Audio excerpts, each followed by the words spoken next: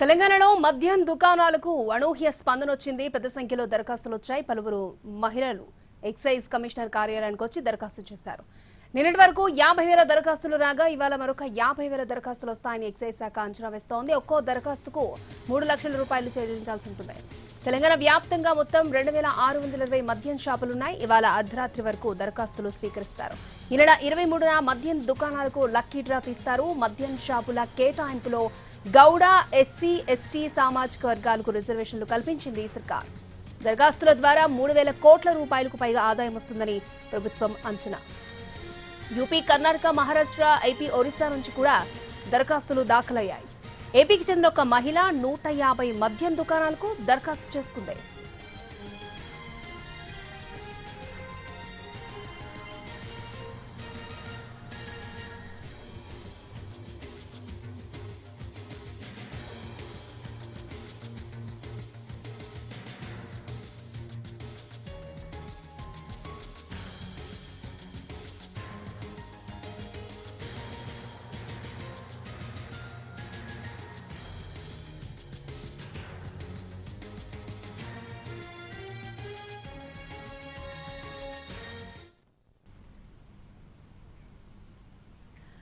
Right, తెలంగాణలో మద్యం దుకాణాలకు అనూహ్య స్పందన వచ్చినట్టుగా తెలుస్తోంది. ఇదే అంశానికి సంబంధించి మరిన్ని అప్డేట్స్ మా ప్రతినిధి సుధీర్ మనకు అందిస్తారు.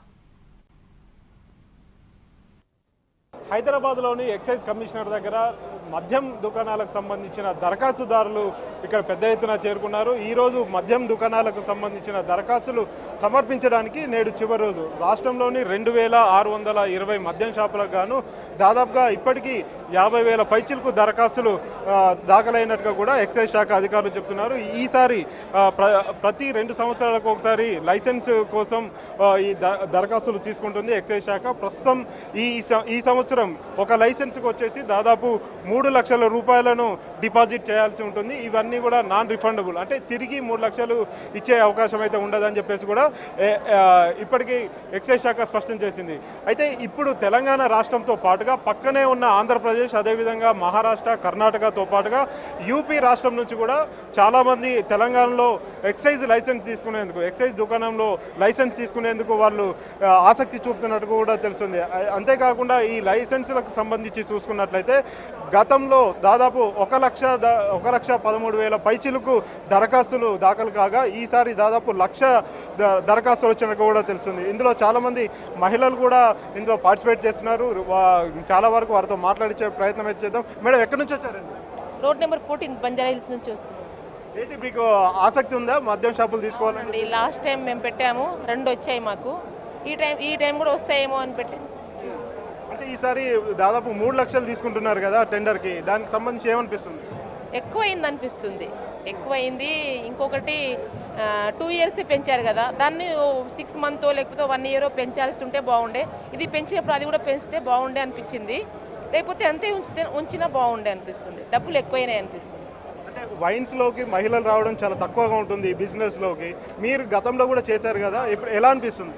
గతంలో నా పేరు మీద 2, మా ఆయన పేరు మీద 2, 4 వేస్తే నా పేరు మీద 2 వచ్చాయి. ఇంకా నేను అదృష్టవంతురాలేమో అన్నట్టుగా మా ఆయన సెంటిమెంట్గా నా పేరు మీద పెడుతుంటారండి. ఇంకా అంతే.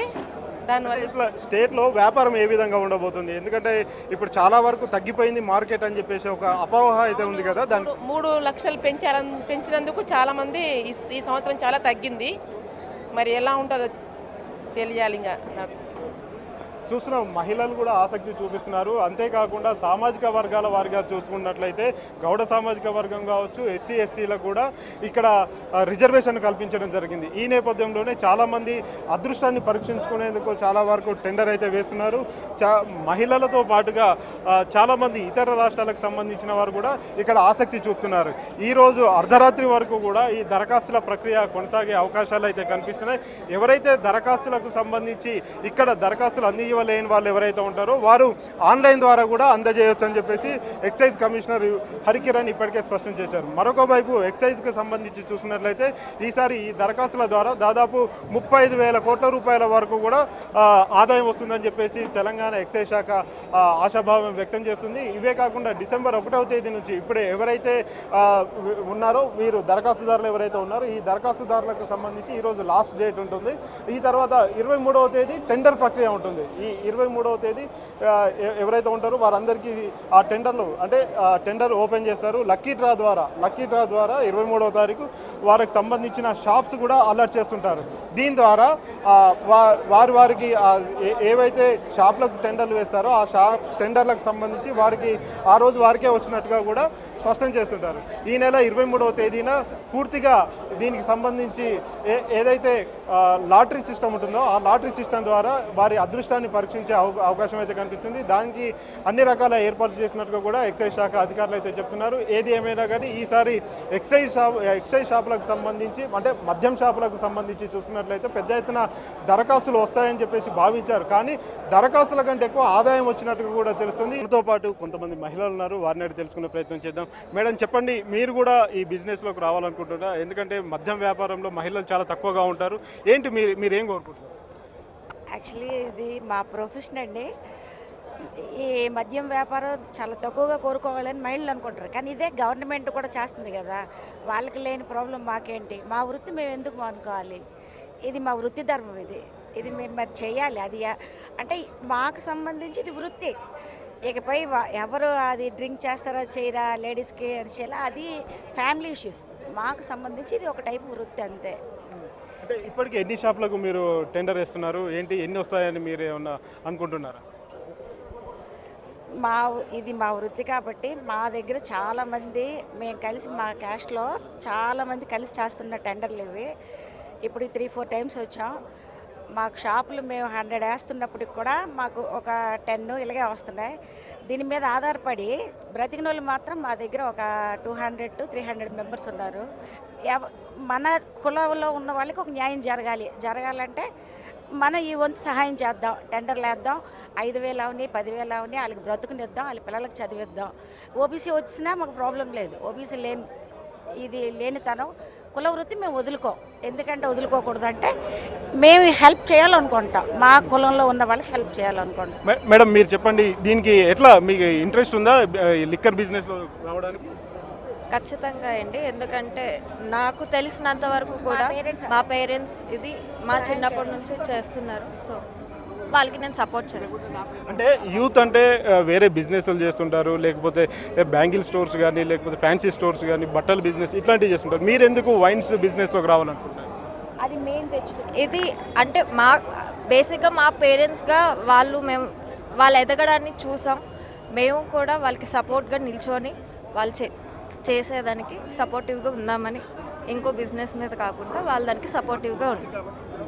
అంటే మీరు ఫస్ట్ టైమా ఈ బిజినెస్లోకి రావడం? గతంలో వేరే రాష్ట్రంలో ఎక్కడైనా టెండర్లో ఆల్రెడీ ఆంధ్రప్రదేశ్లో చేసామండి, ఒడిశాలో కూడా చేసాము. ఈ బిజినెస్ అనేది అంటే మా కులాంకి వృత్తి అనేది మా ముత్తాతల కాలం నుంచి ఇది మా అదొక కుల వృత్తి. సో దీనికి మేము సపోర్ట్ చేయాలనుకుంటున్నాం. ఈవెన్ దో రిక్వెస్ట్ ఏంటంటే తెలంగాణ గవర్నమెంట్కి దీనికి కూడా మాకు ఒక రిజర్వేషన్, బికాస్ ఇది ఏపీలో ఆల్రెడీ చంద్రబాబు నాయుడు గారు ఇచ్చారు కాబట్టి ఇక్కడ కూడా తెలంగాణ గవర్నమెంట్కి ఇదే రిక్వెస్ట్ చేస్తున్నాం. చాలా ఇక్కడ కూడా మాకు ఒక సపోర్ట్ రిజర్వేషన్ ఇవ్వాలని కోరుకుంటున్నాం. అంటే ఇప్పటికి ఎన్ని షాపులకు మీరు టెండర్లు వేశారు, ఎన్ని వస్తాయని చెప్పేసి మీరు అనుకుంటున్నారు? ఏంటని ఎన్ని షాపులకు టెండర్లు వేశారు? 55 వరకు వేసామండి. 150 వరకు వేసాం. ఎన్ని వస్తాయని మీ అంచనా? ఎన్ని వచ్చినా ఆశే కదండి. మనిషి అన్నాక ఆశ అనేది ఎప్పుడైనా తరుగుతుందా చెప్పండి. మాకు ఒక 150 వేసాం, 150 వచ్చినా మాకు ఆనందమే. కానీ అంతే. ప్రస్తుతం తెలంగాణలో జరుగుతున్న ఈ మద్యం షాపులకు సంబంధించి టెండర్లకు సంబంధించి కూడా ఈరోజు లాస్ట్ రోజు ఉంది. ఇప్పటికీ వివిధ రాష్ట్రాల నుంచి కూడా హైదరాబాద్కు వచ్చి హైదరాబాద్ ఎక్సైజ్ కమిషనర్ కార్యాలయంలో దరఖాస్తులను సబ్మిట్ చేస్తున్న పరిస్థితి కనిపిస్తుంది. ఈ సామాజిక వర్గానికి సంబంధించి ఇతర రాష్ట్రాల్లో రిజర్వేషన్ ఉంది. రిజర్వేషన్ను ఈ తెలంగాణ రాష్ట్రం కూడా ఈ రిజర్వేషన్ తమకు కల్పించాలని చెప్పేసి వారు డిమాండ్ చేస్తున్నారు. ప్రస్తుతం ఇక్కడ చూస్తున్న మహిళలు దాదాపు 150 షాపులకు వాళ్ళు టెండర్ వేసినట్టు కూడా తెలుస్తుంది. తమకు న్యాయం చేయాలని చెప్పేసి తెలంగాణ రాష్ట్ర ప్రభుత్వానికి వారు విజ్ఞప్తి చేస్తున్నారు. కెమెరామెన్ సంతోష్తో సుధీర్, ఎన్టీవీ, ఎక్సైజ్ ఆఫీస్ నుంచి.